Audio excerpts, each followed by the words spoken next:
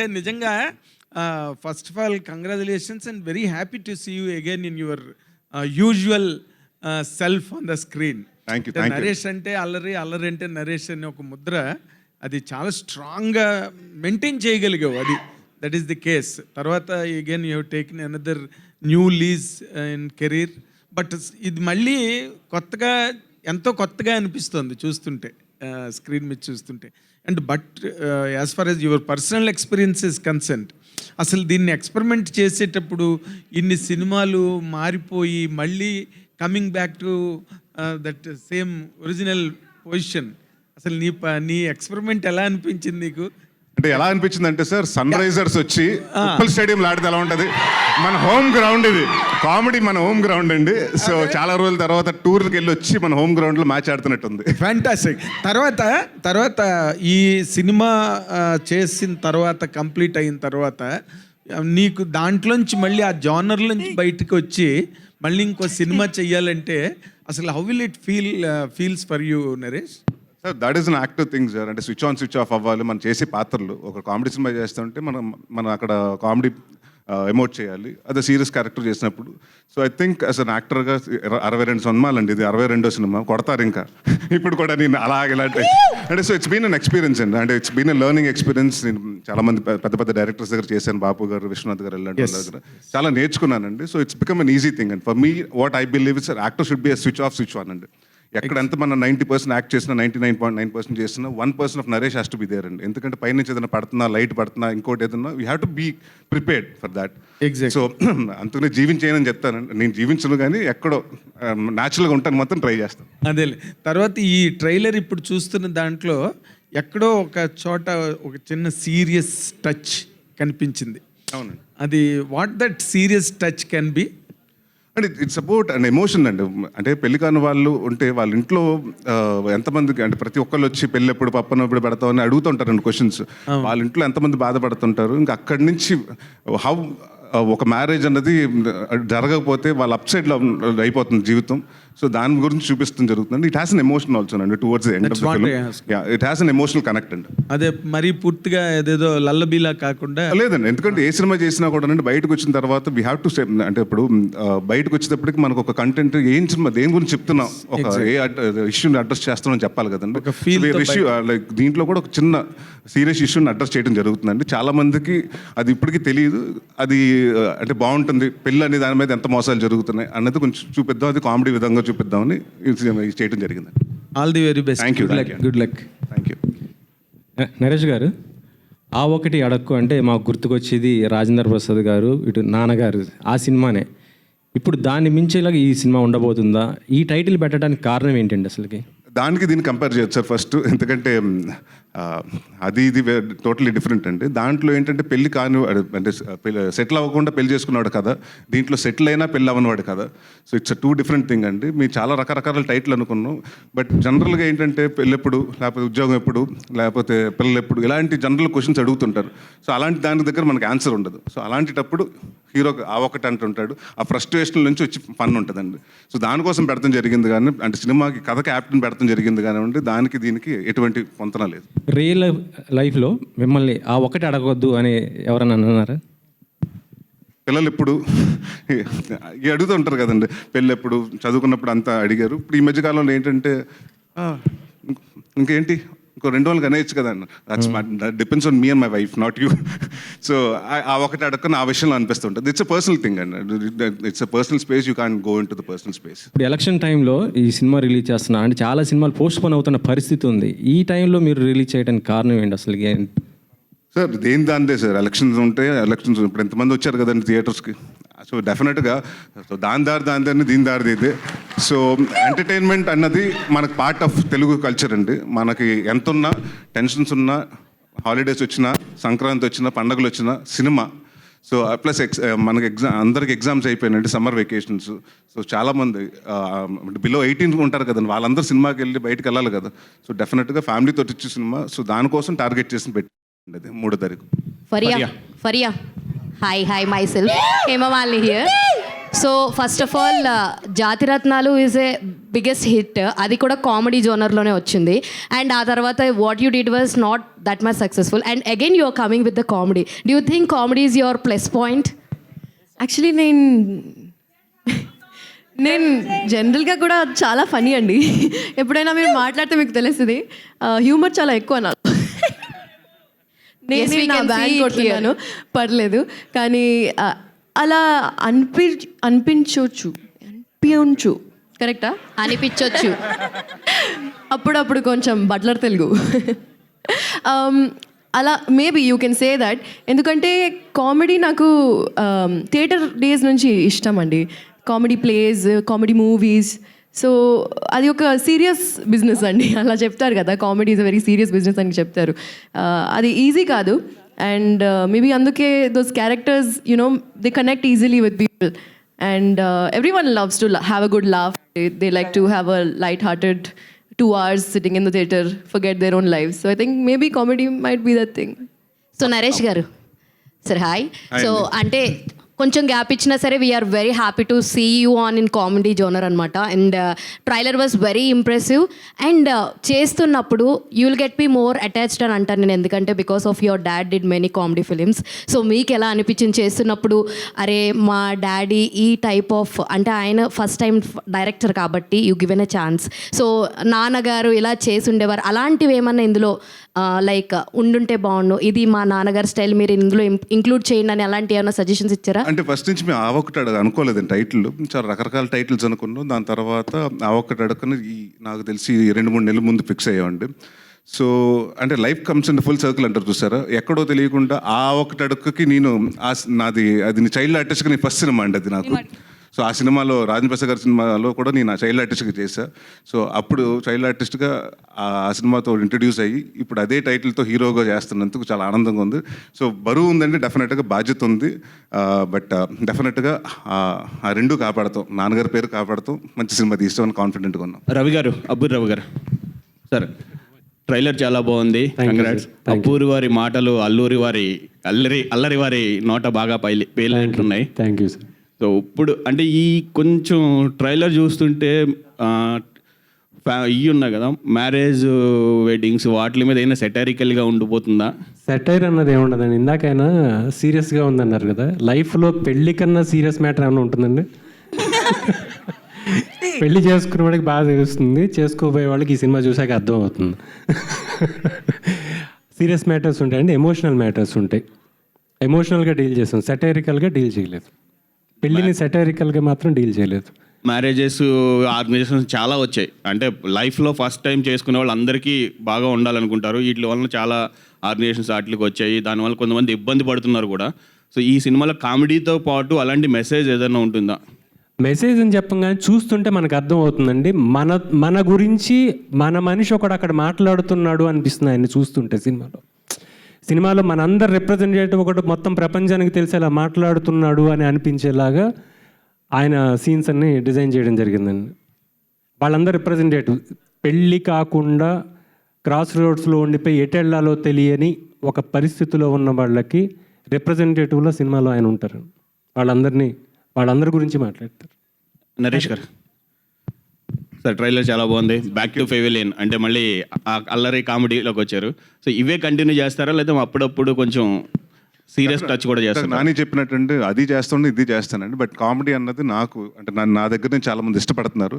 So నేను ఒక 3 సినిమాలు చేస్తే దాంట్లో ఒక సీరియస్ సినిమా, 2 కామెడీ సినిమా తప్పకుండా ఉంటాయండి. All the best. ఇదే బాగుంది మాకంటే, చూసే వాళ్ళందరికీ మాకు ఇయే ఎక్కువ ఇష్టం. Thank you. నరేష్ అన్న ఇక్కడ చెప్పండి సార్. సో మీకు ఒక ట్యాగ్ ఉంటుంది కదా, యాక్చువల్లీ ప్రీవియస్ ఫిలిమ్స్ కెవుకేక, ఇందులో మేము చూసుకుంటే king, super star, power star, లాస్ట్లో అల్లరి నరేష్ అని చెప్పేసి, అది ఇందులో ఏమైనా రెప్లికేట్ చేస్తూ చూపించారా? అండ్ నా ఈవీవి సత్యనారాయణ గారిది యునిక్ టైటిల్ కార్డ్స్ అండ్ దాని తర్వాత వచ్చే పేర్లు కూడా చాలా యూనిక్గా ప్లాన్ చేసుకుంటారు ఆయన. అట్లాంటి రిఫరెన్సెస్ ఏమన్నా చూడొచ్చా? లేదండి, వి జస్ట్ డెడికేటెడ్. ఆ ఒకటి అడగని పెట్టినప్పుడు ఫస్ట్ మేము ఒక టీజర్ ఏదైతే రిలీజ్ అయ్యో నాన్నగారి కోసం డెడికేట్ చేయడం జరిగిందండి. ఆ పేరు వాడుతున్నందుకు బట్ ఆ సినిమాకి ఈ సినిమాకి సంబంధం లేదండి. మేము అనుకున్నాం టైటిల్స్ కూడా అలా పెడితే ఏమవుతుందంటే నాన్నగారు స్టైల్ ఆఫ్ సినిమా ఉంటుంది అనుకుని ఎక్స్పెక్ట్ చేసి వస్తారు. సో అలాంటిది ఏముండదండి, జస్ట్ టైటిల్ వరకు వాడటం జరిగింది అంతే. మీరు అన్నీ రెప్లికేట్ చేస్తున్నారు. గమ్యం అల్లరి నరేష్ గారిని మళ్ళీ చూడొచ్చా మేము? చచ్చిపోయాడు కదండి, ఇంకెక్కడ మళ్ళీ అంటే గమ్యంలో గాల్సిన చచ్చిపోయాడు కదా మళ్ళీ. అలాంటి గాలి సీన్ క్యారెక్టరైజేషన్ మళ్ళీ డెఫినెట్గా అండి, అలాంటివి వస్తే డెఫినెట్గా చేస్తానండి. Thank you. Thank you. Producer గారు సార్, ఏదమ్మా చెప్తా ప్రొడ్యూసర్ గారు మీరేండి. మీ మొదటి సినిమా చిలక మే 3ని ఎగరబోతుంది. అంటే మీకు ఇంతకుముందు ఎక్స్పీరియన్స్కి సినిమా ఎక్స్పీరియన్స్ అని చెప్పగలరా? సార్ దీని ముందు నేను చేసినవన్నీ యానిమేషన్ రిలేటెడ్ చేసాం. ప్రొడ్యూస్ అండ్ డైరెక్షన్ చేశాను నేను యానిమేషన్లో. అక్కడ ఆఫ్ కోర్స్ డిఫరెంట్ ఛాలెంజెస్ ఉంటాయి. అక్కడ మ్యాన్ పవర్, అక్కడ యాక్టర్స్ అందరి క్యారెక్టర్సే కాబట్టి మా ఎవ్రీబడి మనకి ఏ సీన్ కావాలో అది ఈజీగా చేసుకోవచ్చు.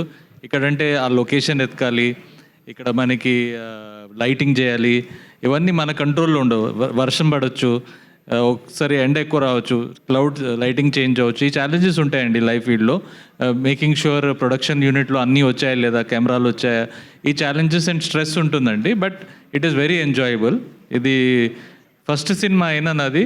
I got to work with best actor and most beautiful heroine, best writer Abburi garu, lovely young director and great DOP as well as wonderful editor. So నాకు టీం మంచిగా దొరికింది కాబట్టి నాకు డెబ్యూటెంట్ అని అనిపించట్లేదు.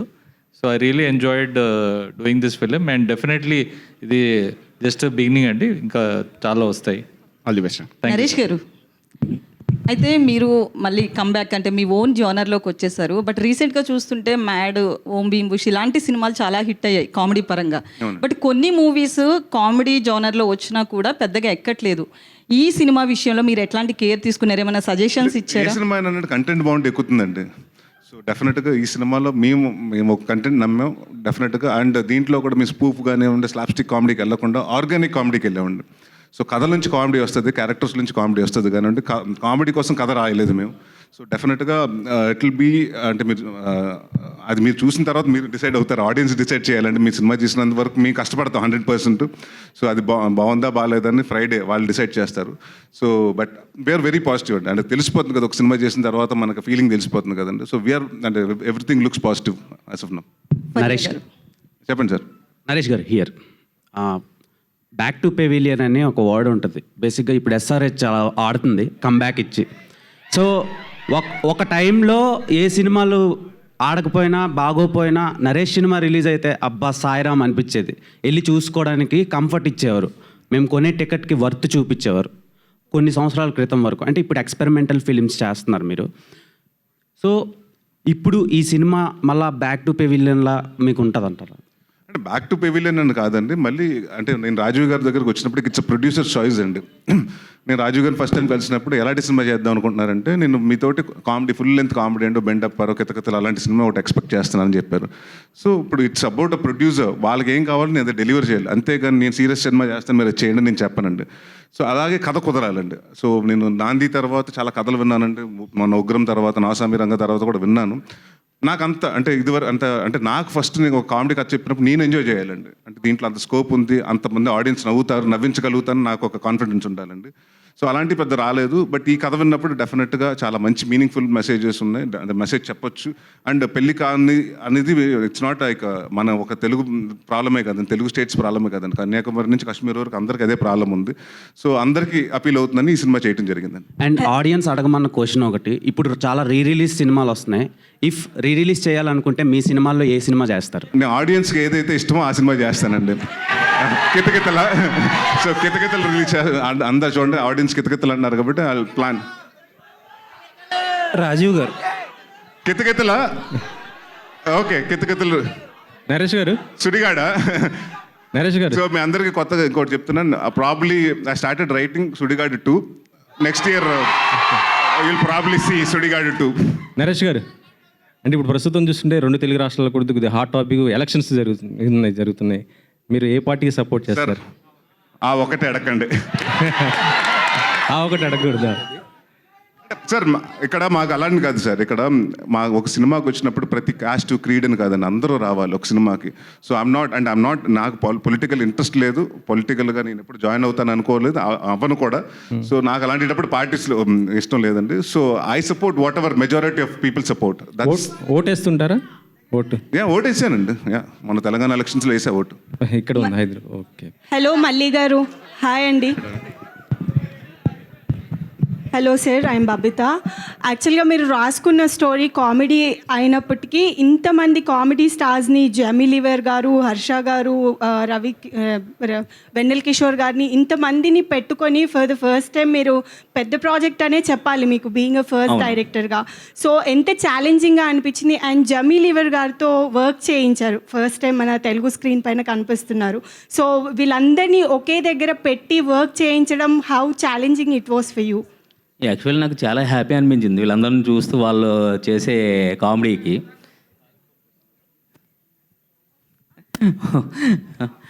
వాళ్ళతో పాటు ఎంజాయ్ చేస్తూనే చేశాను నేను, నాకు ఎటువంటి ఇది లేదు. Thank you. రాజీవ్ గారు, హలో, ప్రొడ్యూసర్ రాజీవ్ గారు. చెప్పండి సార్. యాక్చువల్లీ దిల్ రాజు గారి లవ్ మీ మూవీ ఈ వీకెండ్ రిలీజ్ అవ్వాల్సి ఉంది యాక్చువల్లీ, బట్ పోస్ట్ పోన్డ్ ఐపీఎల్ వల్ల లేకపోతే ఎలక్షన్స్ వల్ల. అంటే జనాలు మూడు డిఫరెంట్గా ఉంటుంది.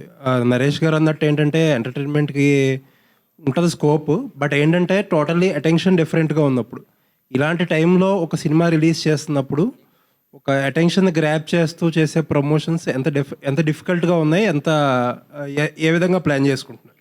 And very good question sir. ఇప్పుడు డెఫినెట్లీ అండి ఇది ఒక risky decision May 3rd release చేయటం.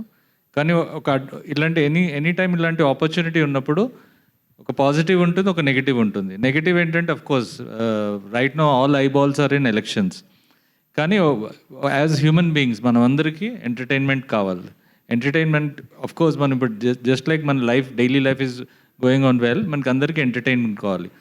పెద్ద సినిమాలు ఆర్ చిన్న సినిమాలు డెఫినెట్లీ ఇది వాళ్ళకి రైట్ టైం కాదు. మాది very good film and also made on very good budget and with very good actors. So entertainment wise fully ఉంది.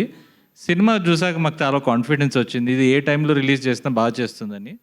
అండ్ ఎప్పుడైతే వేరే సినిమాలు లేవో we feel it's a good time to release the film. Of course ఇది ఒక గ్యాంబులే, కానీ మాకు నమ్మకం పబ్లిక్ థియేటర్కి వస్తారు, చూస్తారు. అఫ్కోర్స్ తెలంగాణలో ఎలక్షన్ ఇష్యూ అంత లేదనుకోండి, కానీ ఆంధ్ర సైడ్ ఉంది.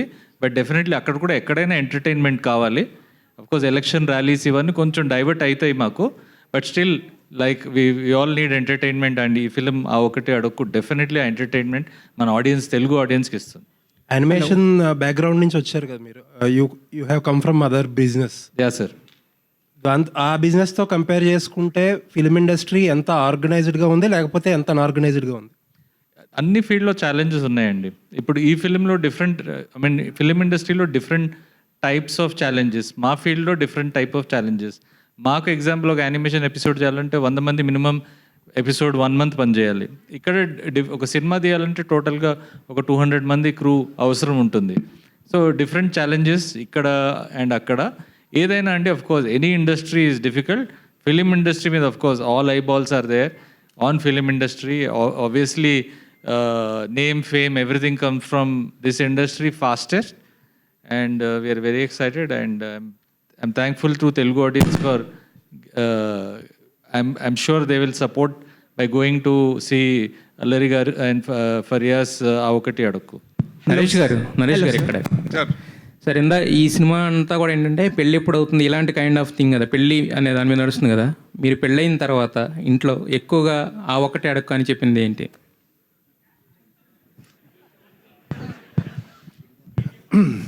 ఏం చెప్తామండి, బయటకు వెళ్తే ఫ్రెండ్స్ తోటి సాటర్డే సండే ఎన్నింటికి వస్తూనే ఉంటారు, ఆ ఒకటి అడుక్కుని వెళ్ళిపోతూ ఉంటా అంతే. కానీ చాలా అడుగుతుంటారు కదా, ఆ ఒకటి అడక్క అనేది మనకి జస్ట్ ఓన్లీ వన్స్. ఏముంటుంది టైం, బయటకు వెళ్తుంటే ఎన్నింటికి వస్తారు, లేట్ అవుతుందంటే అదే అడుగుతారు కదా. అప్పుడు అక్కడి నుంచి వచ్చే రిప్లై ఏంటి? ఏమంటారండి, ఇంటికి రా చెప్తానంటారు. హలో ఫారియా యాక్చువల్లీ చిట్టి అనగానే కొన్ని నడుస్తుంటారు మనవాళ్ళు, ఇచ్చేయండి సార్ ఇచ్చేయండి ఇలా అని చెప్పేసి. మరి దీంట్లో సిద్ధి అనగానే మాకు గుర్తొచ్చే ఆ హుక్ డైలాగ్ ఏంటి? ఆ చిన్న ఇది గో విత్ ద ఫ్లో అనే క్యారెక్టర్ బేసిస్ అండి. బేసిక్లీ అమ్మాయి చాలా కూల్గా చిల్గా ఉంటుంది అండ్ ఎక్కువ చించదు. So I think so I think go with the flow అని టైటిల్ అండ్ ఇంట్రో సాంగ్ కూడా దాని గురించే ఉంది. సో మీరు చూస్తారు, I think you'll maybe connect. మీ నేచర్ అలాగే ఉంటుందా, గో విత్ ద ఫ్లో అన్నట్టు ఉంటుందా? అవునండి, అలానే ఇక్కడ వరకు వచ్చాను. నరేష్ గారు, హలో సార్. నరేష్ గారు ఇంకొకసారి, యాక్చువల్గా నాంది అప్పుడు డైరెక్టర్ చెప్పారు ఇక నుంచి అల్లరి నరేష్ కాదు నాంది నరేష్ అని చెప్పి. బట్ ఆ సినిమా చేసిన జస్ట్ 2 మూవీస్ తర్వాత మళ్ళీ అల్లరి ఈజ్ బ్యాక్ అని పెట్టుకున్నారు కదా, అంటే ఏంటి ఇమీడియట్గా? అండి నాంది తర్వాత మారేడుమిల్లి అయింది, ఉగ్రం అయింది, అదే అట్లీస్ట్ 2 or 3. మొన్న నా స్వామి రంగ రిలీజ్ అయింది. 3 రిలీజ్ తర్వాత మళ్ళీ నాంది 2 సంవత్సరాలు కోవిడ్ వచ్చింది సార్. 6 సంవత్సరాలు పట్టిందండి మళ్ళీ కామెడీ సినిమా చేయటానికి. సార్ అల్లరి నరేష్ ఒక 50-60 సినిమాలు చేసాడు సార్. బట్ నాంది నరేష్ మళ్ళీ 4 సినిమాలకి మళ్ళీ అల్లరి ఈజ్ బ్యాక్ అని రావడానికి రీజన్ ఏంటి సార్? ఇప్పుడు ఆ సినిమా చేసినప్పుడు అక్కడ విజయ్ కనకమాడల గారు క్లియర్గా చెప్పారండి, సీరియస్ ఫిల్మ్. అల్లరి నరేష్ అంటే అల్లరి అని ఎక్కడ మనం టైటిల్ వేసినప్పుడు ఎక్స్పెక్ట్ చేస్తారండి కామెడీ, అందుకు నరేష్ వేస్తున్నాడు. సార్ మీ ఇష్టం అండి అని, అది ఇట్స్ డైరెక్టర్స్ కావాలి. నా సినిమాలు మీరు టైటిల్ ఇలాగే వేయండి అలాగే వేయండి అని ఎప్పుడు అనలేదండి. ఒకసారి దీంట్లో ఒక రోలింగ్ టైటిల్స్లో కూడా వేసిన రోజులు ఉన్నాయండి. సో ఈ సినిమాకి వచ్చేటప్పటికి అందరూ కామెడీకి వస్తున్నప్పుడు ఆయన అన్నారు స్పెసిఫిక్గా, సార్ నాకు అల్లరి నరేషన్ వేస్తాను సార్ అన్నారు. సో ఇట్స్ థింగ్ అండి, వేయండి వేయొద్దని ఇట్స్ డైరెక్టర్స్ కాల్ అండి, నాట్ మై కాల్. అయితే మీ బాబాయ్ నాని వచ్చారు కదా ఇందాక, మీ ఇద్దరి మధ్యన మీరు ఆయన అడిగినప్పుడు ఆయన మిమ్మల్ని అడిగినప్పుడు ఆ ఒకటి అడక్కు అనే మూమెంట్స్ ఏమైనా ఉన్నాయా మీ ఇద్దరి మధ్యన? ఒకటి అడక్కంటే ఎప్పుడన్నా బయటకు వెళ్దాం ప్లాన్ చేసుకుంటూ ఉండే, ఎక్కడికన్నా ట్రిప్స్ కన్నా వెళ్ళేటప్పుడు సడన్గా షూటింగ్లు వస్తాయి, తనకు వచ్చినా నాకు వచ్చినా ఏదేంటి మాట అనుకున్నాం కదా, టికెట్ బుక్ చేసాం కదా అంటే ఏం చేస్తాం బాబా షూటింగ్ వచ్చింది అంటే ఆ ఒకటి అడక్కు బయటకు రమ్మా. హలో సార్, డైరెక్టర్ గారు. హలో సార్, నా పేరు శ్రీవత్సన్ సార్. మీరు కామెడీ ఫిల్మ్స్ చేసేటప్పుడు అల్లరి నరేష్ గారు డెఫినెట్లీ ఆబ్వియస్ చాయిస్, కానీ ఆయన కామెడీ అన్ని సినిమాలు చేసేసరికి డిస్టింక్షన్ కూడా చాలా కష్టం కదా. అంటే ఎలాంటి కామెడీ చేస్తే నరేష్ గారు చేస్తే కొత్తగా ఉంటుంది అనేది కూడా ఛాలెంజ్ కదా. So how did you? ఇది నరేష్ గారిది సిచ్యువేషనల్ కామెడీ అండి. ఇది అంతకుముందు చేసింది అంటే స్లాప్ స్టిక్ కామెడీ ఉంది, స్లూప్స్ ఉన్నాయి, అన్నీ ఉన్నాయి, కానీ ఇది మాత్రం సిచ్యువేషనల్ కామెడీతో చేసాం. మీరు కొత్త నరేష్ గారిని కొత్త కామెడీ విధానంలో చూస్తారు డెఫినెట్గా. Can I have all right, last one question. Faria, actually, I really like your choices, especially after Jati Ratnalu.